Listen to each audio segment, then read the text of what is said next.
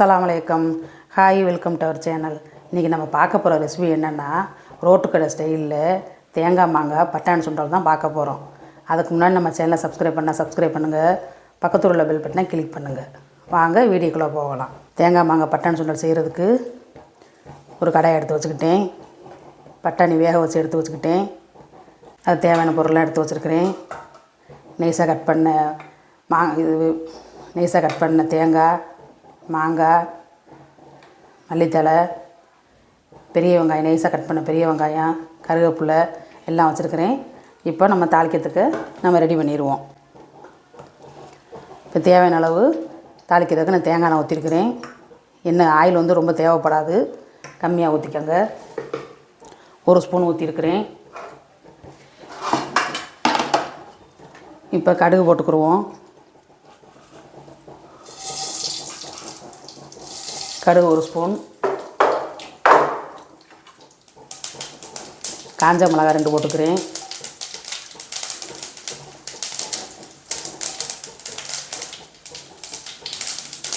கருவேப்பிலை போட்டுக்கிறோம்.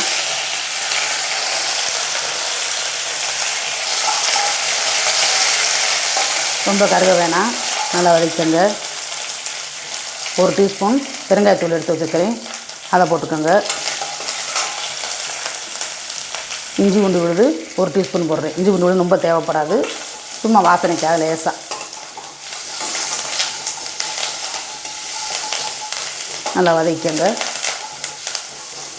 நல்லா வதக்கிட்டு நம்ம பட்டாணி வந்து வேக வச்சு வச்சுருக்குறோம், அதை போட்டு கிளறிக்கிடுவோம்.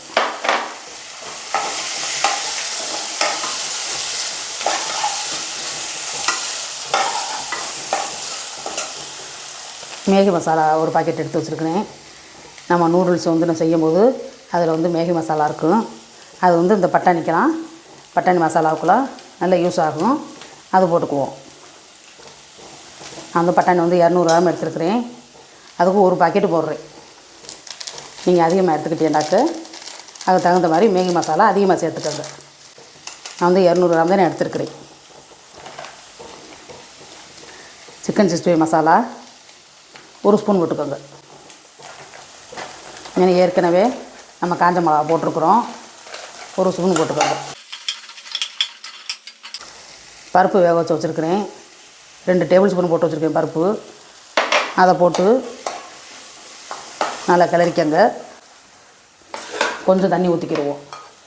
கொஞ்சம் பச்சை வாசனை போகிறதுக்காக கொஞ்சம் தண்ணி ஊற்றி, கொஞ்சம் தண்ணி அலசி ஊற்றி நம்ம கொதிக்க விட்டு அப்புறம் தான் நம்ம வந்து தேங்காய் மாங்காயெல்லாம் போடணும். தண்ணி ரொம்ப வேண்டாம், இந்த அளவுக்கு போதும். மூடி நம்ம பச்சை வாசனை போகிறதுக்கு கொதிக்க விட்டு எடுத்துக்கிடுவோம். பட்டாணி வேக வைக்கும்போது கல் உப்பு போட்டு தான் நான் வேக வச்சுருக்கிறேன். இப்போ கொஞ்சம் போட்டுக்கோங்க, தேவையான அளவு போட்டுக்கோங்க. தண்ணி நல்லா வத்திருச்சு, பச்சை வாசனை போயிடுச்சு. நம்ம பட்டாணி நல்லா வேக வச்சுருக்கிறனால ரொம்ப டைம் இழுக்காது. தேவையான அளவு தேங்காய் போட்டுக்கோங்க. நான் ஒரு கைப்பிடிச்சொடி போட்டிருக்கிறேன். தேங்காய் நிறையா போட்டிங்கனாக்க நல்ல டேஸ்ட்டு கொடுக்கும். அதுக்கு தான் இந்த மாதிரி நைஸாக கட் பண்ணி தேங்காய் போடுறது. நம்ம கேரட்லாம் போடும்போது மாங்காய் போட்டுக்கரலாம். தேங்காய் வந்து நிறையா சேர்த்துக்கிறணும். அப்படி தேங்காய் மாங்காய் நிறையா சேர்க்கும்போது பட்டாணி தேங்காய் மாங்காய் எல்லாம் சேர்த்து சாப்பிடும்போது நல்லா அருமையாக இருக்கும். நோம்பு டயத்தில் கூட நோம்பு திறக்கிறது இந்த மாதிரிலாம் செஞ்சு சாப்பிடலாம். எண்ணெய் பலகாரமே டெய்லி சாப்பிடாம, வடை பச்சி டெய்லி சாப்பிடாம இந்த மாதிரி ஜூஸ் நம்ம ரெடி பண்ணி வச்சுக்கிட்டு, சாத்துக்குடி இது மாதிரி ஆரஞ்சு ஜூஸ்லாம் ரெடி பண்ணி வச்சுக்கிட்டு, இந்த மாதிரி பச்சை பட்டாணி, கொண்டைக்கடலை அது மாதிரிலாம் இந்த மாதிரி மசாலா பண்ணி சாப்பிட்டீங்கனாக்க நல்ல உடம்பு நல்ல ஸ்ட்ரென்த்தாகவும் இருக்கும். எண்ணெய் பலகாரம் சேர்க்காமல் நல்லது. அந்த மாதிரி இது மாதிரி ட்ரை பண்ணி பாருங்கள். ஒரு ரோட்டுக்கடை ஸ்டைலில் தேங்காய் மாங்காய் சுண்டல் ரெடி ஆகிடுச்சு. இப்போ இதை வந்து மாங்காயெல்லாம் போட்டு நம்ம மிக்ஸ் பண்ண போகிறோம். ஒரு பிளேட்டில் வெந்ததை எடுத்து வச்சுக்கோங்க. இப்போ தான் நம்ம வந்து மாங்காய் போட போகிறோம். மாங்காய், வெங்காயம், கேரட் சீச்சு வச்சுருக்கிறேன், மல்லித்தழை எல்லாமே நம்ம போட போகிறோம். போட்டு நம்ம மிக்ஸ் பண்ணி சாப்பிட்டோம்னா நல்லா அருமையான டேஸ்ட்டில் இருக்கும்.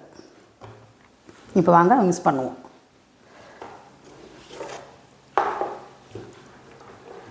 மாங்காய் உங்களுக்கு எவ்வளோ பிடிக்குமோ அதுக்கு தகுந்த மாதிரி நீங்கள் மாங்காய் போட்டுக்கோங்க. எங்களுக்கு மாங்காய் ரொம்ப பிடிக்கும், அதே நான் மாங்காய் நிறையா போடுறேன். இப்போ வெங்காயம் போட்டுக்கோங்க. வெங்காயம் நைஸாக கட் பண்ணி வச்சுருக்கிறேன். வெங்காயம் அதுக்கு மேலே வெங்காயம் போட்டுக்கோங்க. இப்போ கேரட்டு நைஸாக திருவி வச்சுருக்கிறேன். கேரட்டை போட்டுக்கோங்க. அப்படியே நோம்பு டயத்துக்கு இந்த மாதிரி ட்ரை பண்ணி பார்த்தீங்கன்னாக்க நல்ல உடம்புக்கு நல்லது. எண்ணெய் பலகாரமே தொடர்ந்து சாப்பிடக்கூடாது. நோம்பு டயத்தில் இந்த மாதிரி தான் நாங்களாம் அடிக்கடி செஞ்சு சாப்பிடுவோம். பச்சை பட்டாணிலையும் செய்யலாம், கொண்டக்கடலையும் செய்யலாம், சோயாபீன்ஸில் செய்யலாம். நல்லா அருமையாக நல்லா இருக்கும்.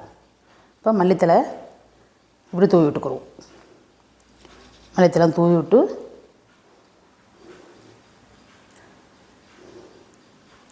உங்களுக்கு எவ்வளோ தேவையோ தகுந்த மாதிரி போடும். மாங்காய் இருக்கிறதுனால எலுமிச்சம்பழம் தேவைப்படாது. மாங்காய் சீசன் இல்லாத டயத்தில் உங்களுக்கு சுண்டல் இது மாதிரி தேங்காய் மாங்காய் சுண்டல் செஞ்சு சாப்பிடணும் விருப்பப்பட்டீங்கன்னாக்க லெமன் போட்டுக்கோங்க. லெமன் புரிஞ்சுக்கிட்டீங்கன்னாக்கா நல்லாயிருக்கும். இந்த மாதிரில மாங்காயெல்லாம் போட்டு நல்லா கிளறி விட்டு இந்த மாதிரி சாப்பிடணும். எப்படி இருக்குது பாருங்கள். பச்சை பட்டாணி, மாங்காய், தேங்காய், மல்லித்தலை எல்லாமே போட்டு சேர்த்து சாப்பிட்றதுக்கு நல்லா அருமையாக இருக்கும். நல்லா அருமையான டேஸ்ட்டில் இருக்கும். நம்ம கடையில் வாங்கி இந்த மாதிரி பிள்ளைங்களுக்கு வாங்கி கொடுக்குறோம், நம்மளும் சாப்பிட்றோம். இந்த மாதிரி வீட்டில் அடிக்கடி செஞ்சு சாப்பிட்டீங்கன்னாக்க பிள்ளைங்க பெரியவங்க எல்லாருமே விருப்பப்பட்டு சாப்பிடுவாங்க. பார்க்கல எப்படி அருமையாக இருக்குது பாருங்கள். இப்போ நீங்கள் செஞ்சு சாப்பிடணும்னு தோணும் உங்களுக்கு. பச்சை பட்டாணி ரொம்ப குழஞ்சிடக்கூடாது, வேகாமல் இருக்கக்கூடாது. நல்லா ஒரு கொஞ்சம் 5-6 விசில் வச்சு எடுத்துக்கோங்க. நல்லா அருமையான வீடியோ. எல்லோரும் ட்ரை பண்ணி பாருங்கள். இந்த வீடியோ பிடிச்சிருந்தா லைக் பண்ணுங்கள், ஷேர் பண்ணுங்கள், கமெண்ட் பண்ணுங்கள். Thank you friends.